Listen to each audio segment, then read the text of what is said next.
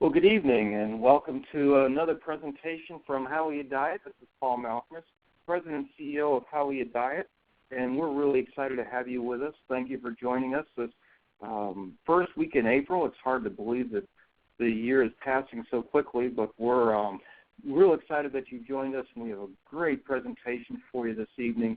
Wendy Jackson is our presenter, and we've known Wendy for many, many years, and she's been a faithful health minister, and I'm real excited to introduce her to you, and we can't wait to hear what she has to say. But before we do that, we just want to give you a few housekeeping things.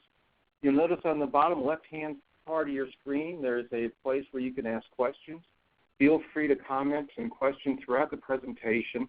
We'll do a separate question and answer session at the end, and we'll try to get to everybody's questions. So Wendy's going to bring up some great points and some great ideas, and so feel free to ask those questions.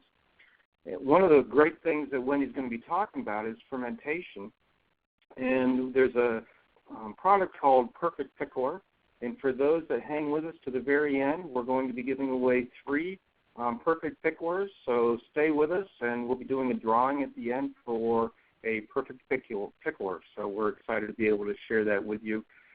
And before we get started, I'd like to open us in a word of prayer and ask the Lord to bless our evening. Dear Lord, we just thank you for this opportunity to share this information and to be able to present this great concept, Lord, that helps so many people not only recover and recharge their health, but to be able to live in ultimate health, Lord. We pray that you'll give Wendy some guidance and that you'll give her clarity that she's able to present and that people are able to understand and cover our technology. Sometimes it acts up and the internet can be funny, and so we just pray that you'll provide covering over that. And then we pray that we just honor you in everything we do. In Jesus' name we pray. Amen. Well, Wendy's been really working in the health industry for over 25 years, and she's centered around ancient tradition. So Wendy is on the leading edge of everything around gut health, fermentation, and the ability to harness and multiply wild organisms, which is a really big mouthful, for optimal health is trending, and for good reason. It's because it works. Wendy is also involved with sustainable gardening and outreach training programs in third world countries to re-equip people to grow and ferment their own foods. Many of these ancient traditions have been lost. We've lost them here in our country, and other countries have lost them too. Wendy is certified in plant-based nutrition through our health minister training program, teaches classes locally for 10 years, and is the current trainer for our enzyme workshop, part of our online health minister training program. Wendy's been with us, and she stayed in our house, and we've gone down and we've done videos with her, and it's just real exciting to have Wendy as part of the webinar tonight. Wendy, thanks so much for joining us, and we're really looking forward to what you have for us. Thanks for being with us. Thank you so much, Paul. I can't say enough, too, how excited I am. I just love having this opportunity to share, and again, partnering with you guys is just a wonderful opportunity. So before I jump in with this information, I just want to say real quickly that we really like people to join us on Facebook. We post recipes and information all the time, and today we posted an awesome hot sauce recipe. So just wanted to bring that up to date because that's a good resource as well for additional fermenting recipes. But let's jump into our topic. I like to start with a kind of a dramatic introduction because that's what movies do. They better catch you within the first 5 minutes if you're going to stick around. So I want to really give this whole picture. I'm not really so much teaching on pregnancy and childbirth so much as I want everybody to understand and see this whole crisis that we have going on in society and what it's caused from. So that's what I'm going to dig in and present to you guys in the very beginning. So if we take a look at this whole process of pregnancy and childbirth, our children are physically made by us from whatever we are made of. That would include our genetics, and that's something we really can't do anything about, but it plays a role. Also, the bodily microbial flora. This is the bacteria, whether it's good or bad, whatever we have is what our children are made of. It also includes our eating habits, our lifestyle, our choices. All of these things get passed down. Some things are imposed on us by our modern society and the world we live in, so we can't do anything about that. But the exciting news is that fermented foods actually have the ability to neutralize a lot of these potential toxins within our body. Now, the unborn baby is sterile, so it doesn't have any bacteria, viruses, or fungi at all. It's just completely sterile before it's born. When it goes through the birth canal, it gets its first dose of microbes absorbed by the skin, eyes, mucous membranes in the mouth, and nose. Through swallowing liquids in the mother during this birth, as it goes through that birth canal, it's swallowing up these liquids, the baby's digestive system gets its first population of bacteria, viruses, and fungi, whether good or bad. So whatever lives in the mother's fluid is what the baby gets. Now, if the mother is healthy, this is a really good thing. But one thing that I get concerned about today is the amount of C-sections that are happening. And when you have a C-section, this whole process gets bypassed, so the baby's not able to absorb all those wonderful properties that are supposed to be in those fluids. And if you're interested at all, there's kind of a eye-opening documentary out called The Business of Being Born that shows that it's a high percentage of children today who are actually born via C-section instead of natural birth. So that's definitely something that I'm concerned with when I look into this topic. So what should be in that liquid?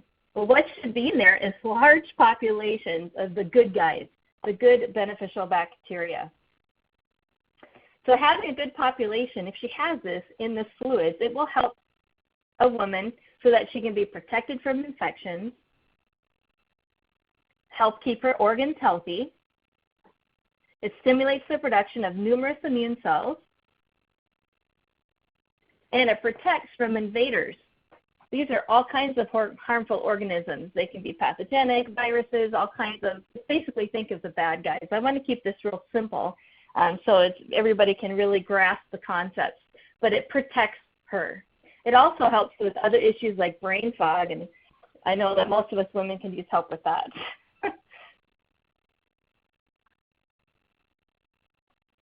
Get my slide to advance. It's not advancing. There. Are you there? Yep, we're here. We're here, Wendy. I can't get the slide to advance. What slide are you trying to be on? I was on protection from invaders, and I'm ready for the next slide.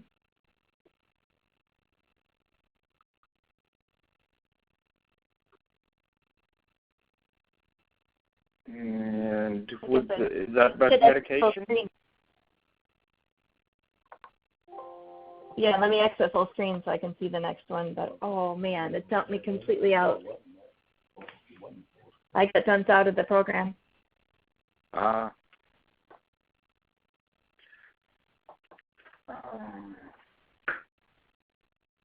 Dave's trying to get me back in. Okay. Well, it's all good. So I think, while he's doing that, I have a copy of this. I have a copy of the presentation. I can pull this up, and I can continue if you want while they're getting the technical figured out. Sure. And you can just tell me, and I'll advance the slides for you. Okay. Sorry, everybody. Hey. I'm hurrying to pull up the file. This is really That's powerful. why we pray. Yeah. All right. I'm almost to that screen. Just a minute. You're fine. So we're looking at a slide now that says medications. Okay. All right. So things that kill the good bacteria and encourage the bad bacteria to take over would be medications. And this is a real important one. A lot of times, most people know that antibiotics is the one that, is most frequently known for killing good bacteria. But a lot of other popular ones are acne medicine and birth control pills. And a lot of times people don't think about that. And a woman might be on birth control pills for 10 years, or a long time. Or acne medicine can be something that's very ongoing, long-term. And those definitely do a number on depleting the good beneficial bacteria in the gut. So on this next slide, we've got a question. We wanted to know, are you currently taking medications? Just to kind of do a check. And you've got about one third of the people that are on medication, and about 2/3 that are not. So about 1/3 of the people are taking medication. Okay. Yeah. So again, that's just something to keep in mind, that that's one thing that is depleting the good beneficial bacteria. I know sometimes there's a need for it, but that's something to keep in mind. So another thing that does kill beneficial bacteria is junk food, which would be just poor dietary choices. I've advanced to the next slide, Paul. Yep, and just a lack, you can miss me. Okay, you can just track me. All right. And then just a lack of access for good food. So you either are making bad choices or you just don't have access to good food. The unhealthy eating habits, that would involve like not chewing well, eating when you're stressed, or poor food combining choices. And this is one that most people don't think about. But what's interesting is when you look at food going into the digestive system, when it enters into that stomach, there's a kind of a formula that's used for different types of foods, whether it's starches or grains or proteins. And if you don't have the right combination, what can happen is the body's a little bit stuck and in a predicament, and it needs two different formulas for the different foods that are in your stomach. And so it'll actually slow down digestion. And during that time, the food can actually ferment. And in this situation, when it's fermenting in the digestive tract and your stomach area, what it results in is not positive. And that's where we see a lot of, the belching and the heartburn, a lot of other symptoms that result from that. Actually, if you get to the next meal and you notice you're not hungry, that food is just not finishing its job and going through. So the next question we have is, do you feel confident in your understanding of food combining rules? I think this is something a lot of people just don't think about. And I know you have resources on this, Paul, that you can offer people. But it is an important issue when it comes to digestion. So what are the numbers looking like now? Yep, you've got about 78% that say no, they're not comfortable, and about 22% that are comfortable. Okay, yeah. So it's something that most people in general just aren't paying attention to, but what's interesting is when you do follow proper food combining rules, you notice a huge difference in the digestibility of your meal, and you feel really good several hours later. And that next meal is even more enjoyable because your body's actually ready to receive food. So other things that can affect our good beneficial bacteria would be stress. This one, I think in our society, a lot of people have a hard time avoiding this one. And then antibacterial products. What people don't know about these products, you look at the antibacterial soaps that all our kids have to take to school. Even when you go into any public place, it's all antibacterial soap that they have in the dispensers. And the reason why this is a problem is they actually put antibiotics in the soap. So that antibiotic is actually designed to kill bacteria, whether that be good or bad.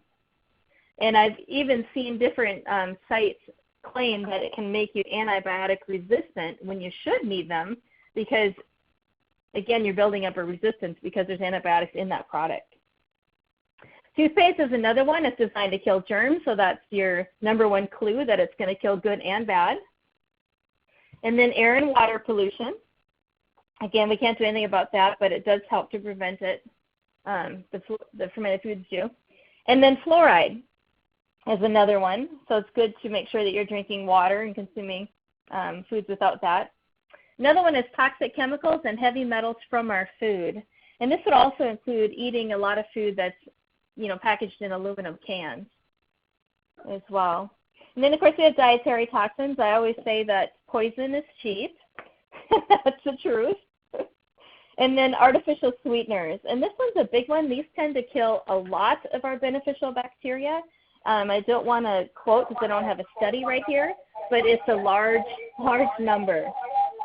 And a lot of people get confused on this. They think that, maybe it's better for me.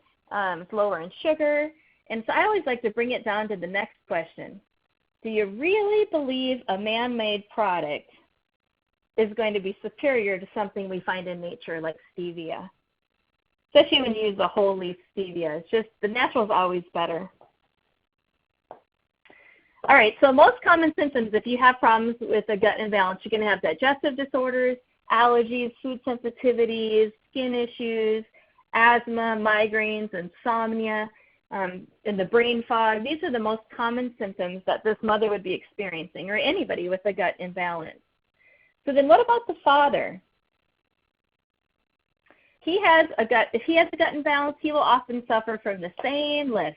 The only difference is he doesn't have the PMS issues, but he still gets pretty much the same issue. A skin is a real good indicator. That really tells you what's going on within the body. All right, I am back in line, so do you want me to take control? Huh? Okay. I'm back if you want me to take over the presenting, Paul. That's great. How do I advance it, Dave?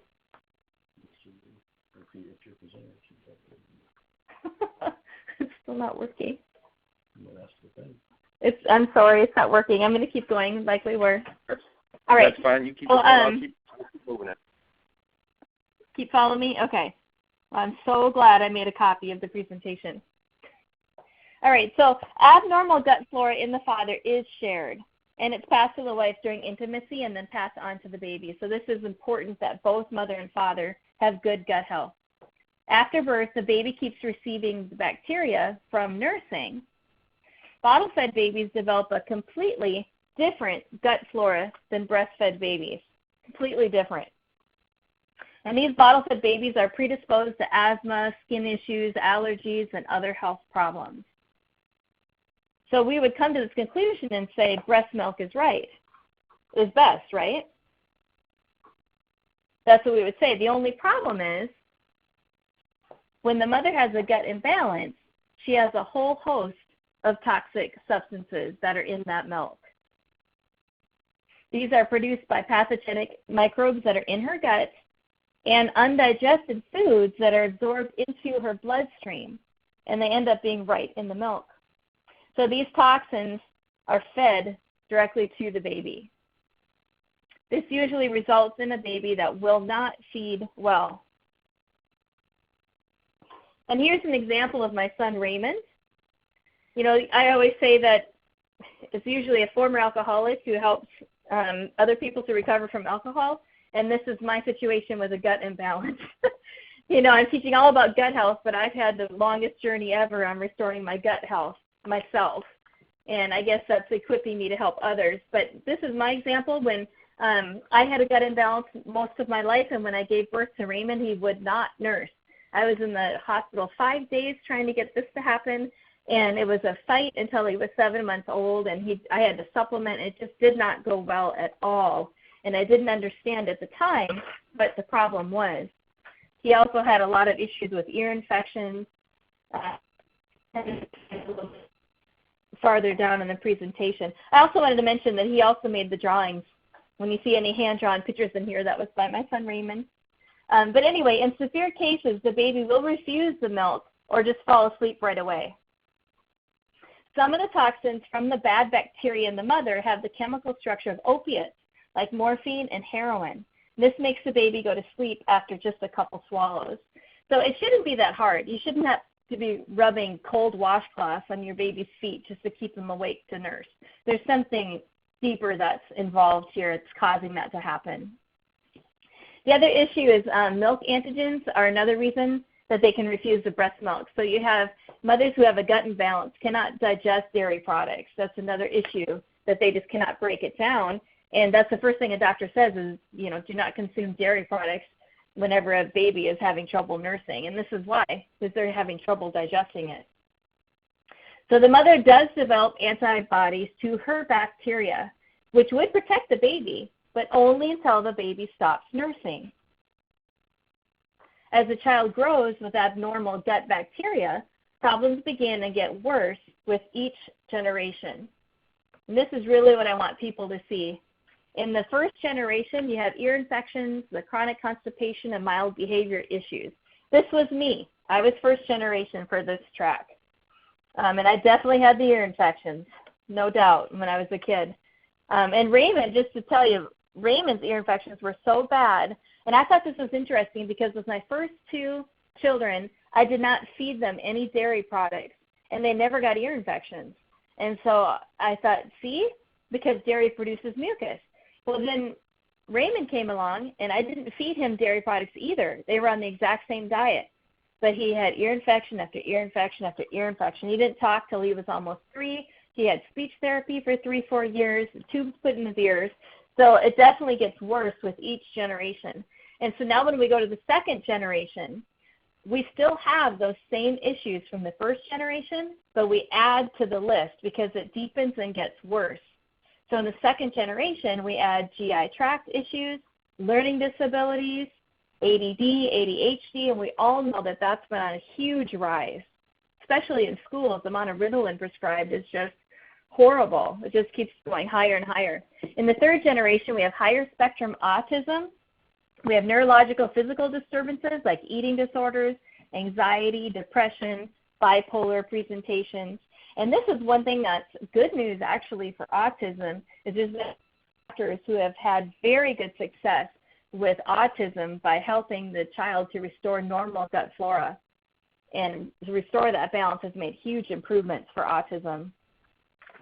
Now in the fourth generation, we get autoimmune diseases, which you go back, 50, 70 years, and nobody even knew what an autoimmune disease was.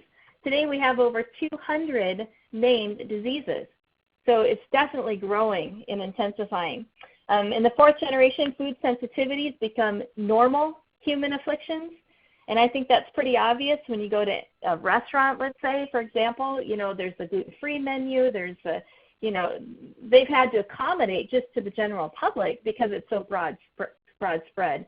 Even in the natural industry and grocery stores, the gluten-free sections have gotten bigger and bigger and bigger, and as well as the probiotics sections. They're growing right now by 43%. So definitely people are finding that it's helping to make a difference. We also have in the fourth generation infertility problems with 37% when I was trying to get pregnant 25 years ago, and it's climbed a lot since then. And we see violent behavior increasing in population, and we all know that we're seeing that. The scary thing is there isn't a fifth generation yet. So we don't really know, as this next generation is coming up, what is this next level that's going to be added of issues. So it's really important to me that we get a hold of this so we can reverse this trend and get everything back on a good track. So I wanted to know, do you have a food sensitivity or allergy? Since this is such a common thing. And, people just, when they talked about, my allergies are acting up, it's like just an expected normal thing. Like it's in vogue, but we're really not supposed to be that way. And so there's a cause. There's an underlying cause to it. When we look at our answers here, we have, it looks like, is this a percentage here? So about half the people have allergies, it looks like, roughly. All right, so moving on here. Not again. All right, looks like I'm stuck again. Okay, so it's vitally important for mom to be healthy before and during pregnancy. This is a huge difference. So now let's take a look at why everybody, what's the reason that we all want to have a good gut flora. 80% of the immune system is dependent on the beneficial bacteria in the gut. The gut is called our second brain. We have 10 times more bacteria cells than human cells in our body. We have 100 trillion bacteria cells in our gut alone. And these numerous bacteria cells in our gut can weigh up to 5 pounds in an adult. I think that's amazing. Something that's microscopic adds up to 5 pounds. It's a huge amount. So we should have a balance of 85% good guys, the friendly bacteria, and 15% unfriendly bacteria. And there's that popular 85-15. That seems to be a common rule. But that's the ratio. So it's not 100%, good. Body is designed to have a fair amount of unfriendly, but it needs to stay in check. It's only supposed to be a small percentage at 15. So the many things that kill our bacteria we talked about when we talked about the pregnant woman.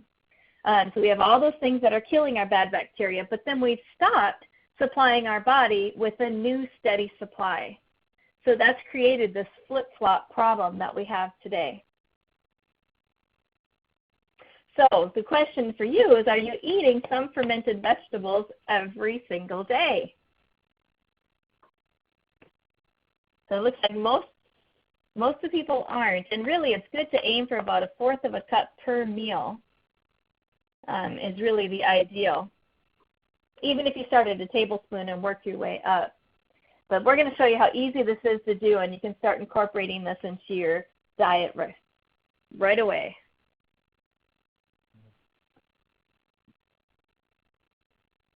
Okay, so when things destroy our good bacteria and we are not eating a steady diet of obtaining more, the bad bacteria take over. And this creates digestion problems. So I know that we listed a lot of things that can result from this, but digestion is the #1 problem that results. So I want to take just a couple minutes here to illustrate and really show how this happens and how this creates leaky gut. So how digestion is impacted. I had to throw that picture in from Raymond. All right, so the lining of our gut is like a pasture. So if you think about a pasture, almost everything in this world and life needs a covering. And the same thing is true about our gut lining, the same as it would be for soil. You know, the healthy crops, they protect the soil from erosion. If any weeds or seeds that are kind of floating and passing by, they're not going to land and take root and dominate this pasture because it already has a lining. It already has something that's protecting it. Well, that's the same with the lining of our gut. If you think about it laid out like that. And then when we drill down, most people can remember this from school, but along the inside lining of the gut, we have the villi. These are just these little mountains and hills that line the gut. Well, on top of each of these are little hairs, and they kind of stick out on the top, and there's supposed to be enzymes that sit on top of those hairs. So I take my little pointer here. Down at the bottom, like right here, enzymes are actually created. There's a little factory that exists down here, and they're creating these enzymes. They're coming up here. They're up here to do their job to help split apart food, and then they'll actually die off over here, and then they're gone. So it's this factory that kind of goes over and over again for a cycle. So when food comes along, we need food to be reduced to its simplest form. So we want it to be down. This would be called a monosaccharide, just a simple single cell. If it's not, they're still going to be attached. So like this is a double cell or a disaccharide. If you have more than two, it'd be a polysaccharide. But the point is, before these food particles, that was our food, before this can go into the bloodstream, it has to be reduced to its simplest form. So these individual pieces can just go right on into the bloodstream and they can nourish the body. But when we have these are not fully digested. They are relying on those little enzymes that are living right here on these hairs. Those enzymes have to come and split this apart so that they become reduced to the simplest form and they can go into the bloodstream. So what happens when we have a gut imbalance, this is what it looks like. These right here on the top where we're supposed to have a nice arch and hairs, instead this is actually a flattened, slippery slope. Because what's happened is the bad bacteria have taken over. They've actually shut down the factory that's supposed to be right here to produce enzymes. They've shut that down, so no enzymes are coming up here, and the body's trying to react to it. And as a process of reacting, it starts producing mucus. And mucus lines this, it kind of coats this. So this becomes just a slippery slope that has no ability whatsoever to break apart these food particles to finish the digestion into its simplest form. So you have two scenarios. What happens then? You have these multi-cell these multi-cells coming along that need to be split apart. The enzymes aren't here, so there's only two results that will happen. One is the lining will tear here, and it'll break, and it will actually go through, and you'll have undigested food in your bloodstream. When this happens, the body reacts and kind of fights against that. So that's what creates autoimmune disorders and all those things because the body's attacking against it. If that doesn't happen, you don't have leaky gut yet, it hasn't gone through there, this actually falls down here, and it's the exact wonderful food that the bad guys love to consume. So it's actually putting fuel on the fire, so to speak. And these multi-cells tend to be complex carbohydrates. That's why people can't digest. They have trouble with gluten, beans, things that are more starchy and complex in nature. All right, so there are 15 or over 500 known opportunistic strains. These are the bad guys. We are familiar with Candida, C. diff, but these can be deadly. And there's actually over 500 known bad guys. So we really don't want to provide fuel for them and get them growing to outnumber their population. We want to keep them in control. So when this happens, when you are allowing this overgrowth in the gut, it creates conditions for autoimmune disorder, HIV, MS, and cancer. And I had one testimony. I did a restoring gut health class in my local town. So it was a one-year study. And one of the ladies who came had MS, and at the end of the year, it was actually 2 years that it took her, but she was completely symptom-free, and she still is symptom-free today. So that was really exciting to see that testimony come forth. All right, so let's talk about how we're going to do this. This is such a huge trend. So I'm excited. Those of you who are participating are in the head of the trend. You are forward thinkers, and you're part of the fermentation revolution. This is a really important topic. The probiotic category is growing by 43%. That's huge. That's supplements, that's fermented veggies, fermented drinks. So it's important that this is a way that you can do it yourself. And so it makes it a lot more affordable, and you can have a lot of these laid up and ready. So let's talk about how this process actually works. There's 3 factors involved. We need to use salt or a culture or a combination, temperature, and airtight. And I'm going to go through each one of these real quickly. So let's talk about the salt. You can't have life without water or salt. Fermentation uses salt as the means to preserve. It's very, very important. Salt is basically minerals. If you have a good natural sea salt, it is comprised of about 70 to 80 different minerals, as opposed to table salt, which is only sodium chloride. It makes a big difference. So we need these minerals for the process. Ashes to ashes and dust to dust is just minerals to a scientist. You know, the wife turned back and became a pillar of salt, but it's basically minerals. And we are made of primarily water and minerals. That's mostly what we are. So salt bars were the first form of money used. Wars were fought over salt. And when we mix salt and water together, something really special takes place. So salt is just like batteries. So when it's mixed with water, salt is like charged batteries. The salt water has a stronger charge than what's in the plant, so this causes the liquid from the plants to be drawn out. And that liquid that comes out is full of complex carbohydrates.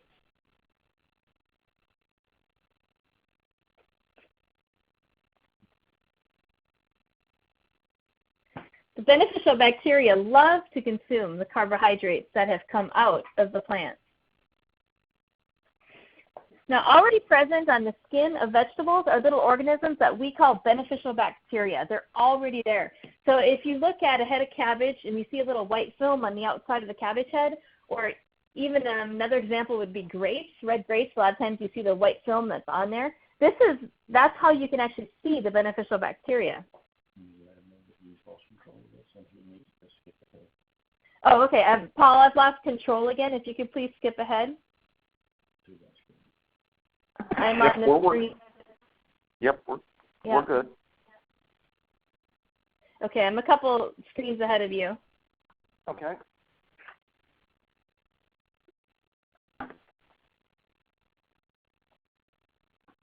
All right, so anyway, when I was in Africa and I had taught 9 or 10 lectures on fermentation, and they really understood the benefits of beneficial bacteria. When we got into the kitchen to make sauerkraut and they saw the white film that was sitting on the leaves of the cabbage, they started licking it. They were all trying to get it right now off the cabbage. It's kind of funny. But anyway, we also have the minerals that are in the salt. There's 70 plus minerals in the salt. And the good beneficial bacteria also would like all the minerals from the salt. Okay, I'm just continuing to go. I don't see the slides coming along with me. So we're looking at beneficial bacteria organisms do not have digestive systems? Exactly. Good. Okay, so maybe I just can't see it on my other device. Okay, so they don't have a digestive system.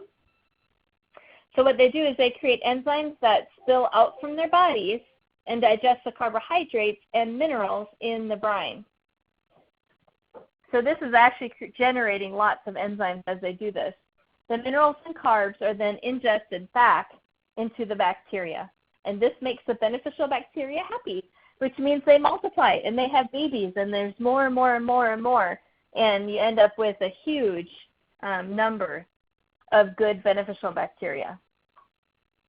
So now let's talk about the spoilage organisms. So anytime you have food, there's going to be spoilage organisms on them. So that's what, if you leave your food sit, that's what's causing it to spoil. They're the ones that do the work when you put it in a compost pile. So I'm going to show you how we deal with that fermentation. Spoilage organisms need water. When salt is added to water, it makes the water unavailable to them, just like it had all evaporated away. So I think that's so cool, how they just totally can't access the water, but it just makes it like it's not there.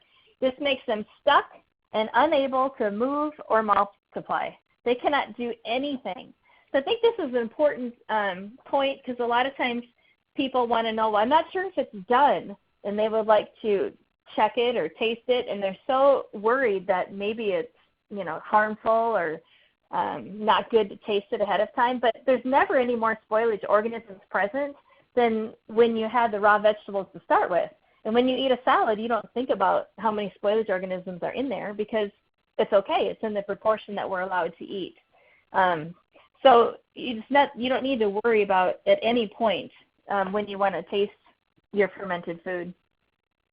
But they stay stuck while the good beneficial bacteria multiply.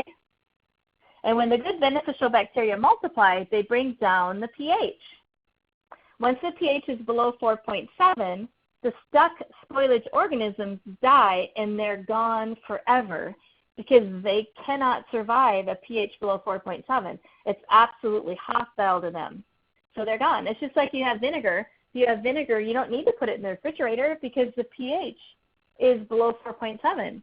So spoilage organisms can never live in there. It's the same with your fermented foods. So fermented foods, this is an important point because I know right away when I say that people are thinking, oh, but everything's supposed to be alkaline. But fermented foods produce an alkalizing effect on the body, and they actually regulate the pH balance of the body. So they actually do more jobs than just having nutrients. They're doing other things, and one of them is regulating the pH balance within the body. So this is what begs the question on shelf life. Technically, they really can't spoil because spoilage organisms can't live in there. But they will keep longer and the texture will keep better if you put them in the refrigerator. And sometimes I like to leave a jar out on my table because I know I'm going to eat it within a week. And I always like to keep, a little weight or something on the top so that they're fully submerged. But really, technically, they can't spoil once they're done. But they will be best if you store them in the refrigerator. So too much salt in the water will make the good beneficial bacteria stuck as well. So this is a little chart that just kind of shows if you don't have any salt solution, then your food's just going to rot and compost. If you have around 5%, you're going to get fermentation. And at 20%, even the good guys are stuck. So everything just stays preserved, kind of in a stuck state. So what you can notice there is there's kind of a big range there. When I was in Africa, they didn't have measuring spoons in any way that I could measure salt solutions. But it doesn't have to be exact. I mean, there's quite a range there for error. And we just like to keep it simple so everybody can remember. So, our instructions call for 1 tablespoon of salt for every 2 cups of water, and that just keeps it simple. The other important feature is, or important thing to watch for is temperature. If the activity is too slow, if the temperature is too low, the activity will be too slow. This is why kimchi can take 4 to 6 months over in Korea, because they're burying the pots in the earth. And usually a root cellar is 55 degrees. So this is why it takes. So a lot of people think, well, shouldn't it take months? Well, it's really based on temperature. And then if you get above 78 degrees, yeast are encouraged to multiply. So you want to stay really between like 64 and 74 would be the best temperature range. And most people have their homes between 74 and 78. And at that temperature range, you can have fermented food in just 4 days. So you can leave it right on your countertop and, load it, lock it, leave it. 4 days later, you've got fresh fermented vegetables. And then oxygen is the third important point. And the microbes that are in the air are not desirable for this process, so you want to make sure that you're fermenting in an airtight environment. And that's what our Clearview airlock does, is it creates an airtight seal, and you can visually see that it's an airtight seal because the water will push over within that airlock, and then it has an airtight seal. And it'll maintain that for you, so there's no babysitting involved. When we look at fermentation, I didn't want to get real detailed in on this. I just wanted to have this screen just to show that there's lots of different players doing the work of fermenting, and it's all about you build it and they come. So for vegetable fermentation, which is the Lactobacillus, we're just putting it in an airless environment, covering it with salt water, and that's what they want. We build it and they'll come. But there's, all foods throughout history were fermented. It was a very important way to preserve food. When you look at their byproducts, this is what they give off. So that's the benefit that's coming from them. I just wanted to show that every different fermented food gives off a different byproduct and has a different benefit. So therefore, you want as wide a variety in your diet as you can. Oftentimes, when I talk to people about fermented foods, they always say, I make kombucha. But they don't ever talk about another ferment. You want to have as much variety as you can have. They're all important, and they all play a different role. So in summary, the important things for fermenting is making sure you use salt. If you really can't use salt, you would need to just use a culture in that case. Sometimes celery juice can be used because it has 23% natural sodium, or sea vegetables can sometimes work as well. And then you want to make sure that your temperature is correct and that you have an airtight vessel like the Perfect Pickler. All right, so our specific components that make our system foolproof, we have, and this is what's so nice. I have it kind of built up there for you to see it, but you basically put the vegetables in, the cup sits on top, it collects the expanding brine, the patented gasket sits inside the lid, and that prevents any seepage. And then we have the airlock that goes on top, and you basically just load it, lock it, leave it. Super easy. We like to say that there's no spillage, no odors, no canning involved, no heating. You don't have to add cultures, no monitoring. It's just super, super easy. And of course, those are available on the Hallelujah Diet website. And the ones that are on your website also come with our book, Mastery of Brine Pickling. So when you ferment your vegetables, you really power up your produce. And this is probably the most exciting benefit of all. Because you're taking raw vegetables and you're going to power them up. They're going to be way more nutritious than when they were raw. For example, the good bacteria, they did a study and found in sauerkraut, 1/4 teaspoon has 40 million colonizing units of beneficial bacteria. So, and that's only 1/4 of a teaspoon. So that's huge. So if you put 1/4 of a cup on your food, you're into the billions. That's awesome. They also create billions of enzymes that our bodies can use. So all those enzymes that they were creating to do this process for them to digest the carbs are actually something we can make use of. And that's something that's, on a raw diet, that's something that's very important that we look at is enzymes. That's one of the reasons a lot of people choose for a plant-based diet or a raw diet. And enzymes, though, are proportionate to calories. So if you're eating a meal that's 500-600 calories or less, you have 500-600 enzymes. But if you add fermented foods to the dish, you've now added billions. So it just makes a huge jump. They also produce B-complex vitamins, vitamin K, niacin, B6, folic acid, biotin, and even B12. But B12 is not actually in the food. It's generated in the gut as a result of eating these foods. But if your gut is really badly damaged, it probably won't get generated. But in a good, healthy gut situation, it would be. All right, they also make existing vitamins more absorbable. So fermented cabbage has 10 times more vitamin C than raw cabbage. I've seen this number listed as much higher than that, but I don't want to claim more than that. But if you look like a history example, fermenting food dates back to the Paleolithic age. It's been around since the beginning of time. And our most famous regions, like I mentioned in Korea, they make kimchi. In Germany, was famous for kraut. Russia was famous for fermented beets and turnips. But Captain Cook, on his voyages, they took 60 barrels of sauerkraut, and not a single man got scurvy because they had all that vitamin C. So that was awesome that it was preserved in a form like that. The minerals from both the sea salt and from within the plants become ionized, which makes them more absorbable. Again, the fermentation process has broken these down to their simplest forms to make it easy for our body to absorb. They have a harmonizing effect on the stomach, and this part is really important. We're almost to the end, but I want to make sure that I cover this point.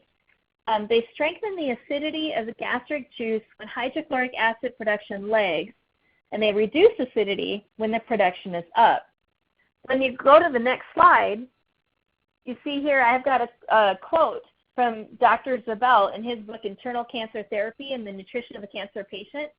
He actually draws attention to the fact that the presence of a cancerous growth is always accompanied by a lack of hydrochloric acid and enzymes. Now, that's actually what he said. He said is always. Those are really strong words for a doctor, but what we saw on the previous screen was that they strengthen the acidity when the hydrochloric acid production lags. So they're actually making sure that that stays at a level that is acceptable. So that's a huge plus for preventing cancer. They also produce natural antibiotic substances, anti-tumor substances, antifungal substances. They're great at helping with weight control, and nothing has a more significant impact on your overall health than restoring gut health. It's absolutely foundational. You want to aim for about 1/4 of a cup of fermented veggies per meal. And don't forget, it's a great way to make sure that your produce doesn't spoil. As soon as you put it in the fridge, it starts to decay, but if you just take 2 minutes and put it in a perfect pickler, it's going to be preserved and be far more healthy than when it was raw. So the last question, are you throwing away produce from your fridge every few days that could be powered up? And I'm not online. I've been following my copy, so I don't know how many people are resulting to this. Well, Wendy, you've got about 1/3 of the people that are not, and about 2/3 of us are wasting some produce. The numbers are even a little bit, but there's a lot of us that aren't doing a great job of keeping our produce. Oh, wow. Yeah, especially if you're buying organic, that's an expensive investment to be throwing away. So you definitely need to, you need to get a perfect pickler kit and start it. Yeah. We need to start fermenting. Yeah, absolutely. And I just wanted to mention to those of you who already have a perfect pickler kit, we've updated our kit, and we now have the patent-pending gasket in there that prevents seepage. So you may want to go ahead and just upgrade as well.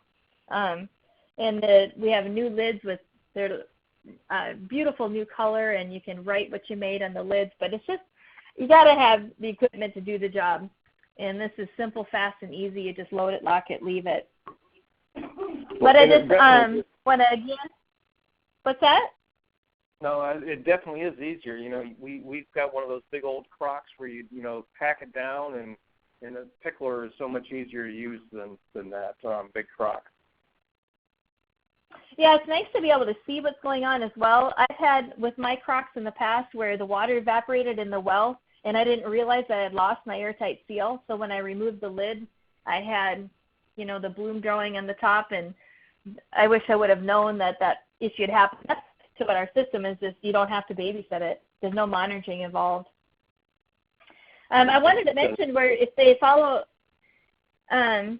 one last thing, if you guys follow us on Facebook, coming up this month, we're going to have recipes for salsa, olive salad, and pickled eggs that you can take advantage of for the holiday month this month. And I apologize for all the technical issues we had. I am ready to receive questions, though. Wendy, you did awesome considering all those technical issues. Thanks so much for really working with us and hanging in there. But so many distractions. Thank goodness I made a copy.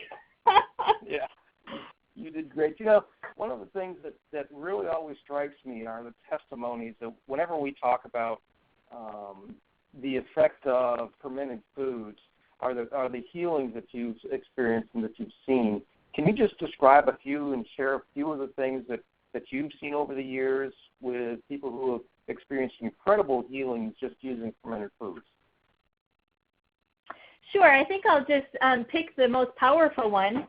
We had a woman she was 84 in my hometown. Her daughter had actually gone through my health classes, and her mother, who was 84, had ovarian cancer, and she ended up in hospice.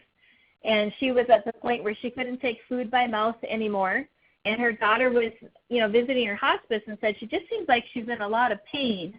And, they would be, I think she was still she couldn't take food by mouth. I can't remember if it was probably not intravenous in hospice, but I know that her daughter said that she was in pain. And she thought, well, maybe enzymes would help. And she had asked the doctor, would enzymes help her? And he said, well, we don't prescribe that.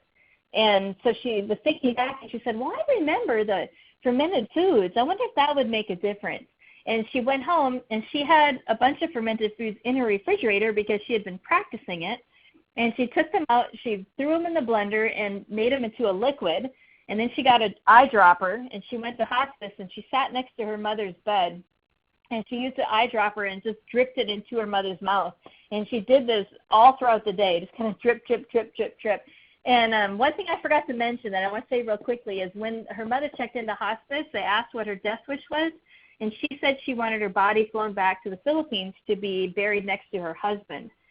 So anyway, while she's there, the daughter's dripping this fluid into her mouth, and after 2 days, the daughter said, she doesn't appear like she's in pain anymore. And at the end of the week, the mother said, you know what? Why don't you take that catheter out? I think I could get up and use the bathroom. And then at the end of the second week, she said, their hospice came and told her, you know what? You're not qualified to stay here. And so they had to start figuring out where to send her. They were looking into nursing homes. And a couple more days went by, and she said, you know what? I'm going back to my own house. And so they took her back to her house. 6 months later, she was tested cancer-free. And then she flew to the Philippines and celebrated her 85th birthday in the Philippines. So that's one of my favorite testimonies. It really is amazing, and you've shared so many of them over the years, but it is just always exciting to hear the healing testimonies. We have a couple questions we want to get to before we wrap up, though. And, somebody's asking about digestive problems. So if they have bloating already, would the cultured cabbage make it worse, or would it make it better? In that situation, it's best to start with just the brine. So you're avoiding the rough, fibrous parts of the cabbage at first. And you want to start with small amounts, maybe a quarter of a teaspoon at the first meal. And you can just kind of sip it right before you start your meal. You can even pour it into, if you want to add it like to a salad dressing, or you can even put it into a soup if it's at the table and the soup isn't under constant heat. You won't actually kill the good benefits that's in it. But you want to start slowly and just have the liquid only. And just eat, real gentle foods. Think about a baby. But you want to just do that liquid and work yourself up to a tablespoon per meal. And then as you're adjusting and things are starting to improve and the bloating is getting better, then you can start to incorporate small amounts with the cabbage in it. And you might want to try blending it at first as well, like in a blender. Make it into a sour sauce, like an applesauce. That makes sense. Definitely break it down a little more. What do you think about all the salt in the cabbage? What happens to the sodium? Is that any concern? Yeah, the sodium actually goes through a transformation process. So it's not scientifically accurate to say that the bacteria is eating the sodium, but the sodium it's not all present at the end of fermentation. So studies have shown 1/3 of the salt that you use in the beginning remains at the end of the fermentation period. So it's definitely not the ratio that you're starting with in the beginning. And sauerkraut in general tends to use less salt than a brine pickle does. So sauerkraut, I use 1 teaspoon of salt per pound of cabbage. And again, you know, it's going to be different because it's being broken down, that portion that remains, so that everybody can actually use it. And a lot of times salt becomes more of a problem because it's not usable. Right, and I would say, you know, I don't know, many people have asked the question, and I would say that the type of salt that you're recommending to use has less sodium chloride and more of all the other minerals as you described earlier. So it's not the same salt as people use with table salt. Exactly, yes. So if sodium is one of 2 minerals in table salt, but it's one of 80 in sea salt, it's definitely not going to be the same percentage. So if somebody asks if they're using apple cider vinegar, is that a good alternative to fermented foods? That's a very good question. There's a lot of excellent benefits from apple cider vinegar, but apple cider vinegar is giving off acetic acid, and fermented foods are giving off lactic acid. So it's a different byproduct. They both have wonderful benefits, but they do different purposes within the body. So it's important to do both. Yeah. What type of water do you use? Spring water is really the best. In this case, we don't want to use distilled because the minerals do play a role in fermentation. You also can use filtered water. You want to avoid well water. Sometimes gives issues.